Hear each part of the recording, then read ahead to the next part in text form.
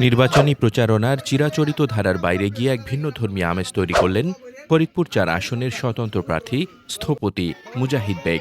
রবিবার চরভদ্রাসন উপজেলার আমলের ব্রিজ এলাকায় প্রচারণা চালানোর সময় নিজ হাতে ঝালমুড়ি তৈরি করে ভোটার ও সাধারণ মানুষের মাঝে বিতরণ করেন তিনি। একজন সম্ভাব্য জনপ্রতিনিধির এমন সাদামাটা ও আন্তরিক আচরণে মুগ্ধ স্থানীয় সাধারণ মানুষ।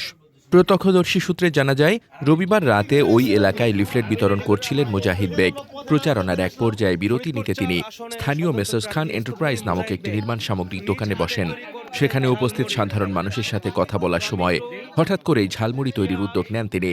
বড় এক গামলায় নিজ হাতে মুড়ি মেখে উপস্থিত ভোটার ও সাধারণ মানুষের মাঝে বিলিয়ে দেন।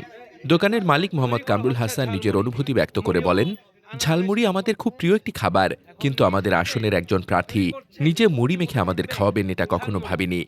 এর আগে কোনো প্রার্থীকে এভাবে আমাদের সাথে মিশতে দেখিনি। আমার দোকানে বসে তিনি এই কাজ করায় আমি ও আমার এলাকার মানুষ অনেক আনন্দিত। মুজাহিদ বেগের ঝালমুড়ি মাখার এই ছবি ও ভিডিও সামাজিক যোগাযোগ মাধ্যম ফেসবুকে দ্রুত ছড়িয়ে পড়ে, যা নেটিজেনদের প্রশংসা কুড়াচ্ছে। এ বিষয়ে স্বতন্ত্র প্রার্থী স্থপতি মুজাহিদ বেগ বলেন, তফসিল ঘোষণার পর থেকে আমি আচরণবিধি মেনেই প্রচারণা চালাচ্ছি।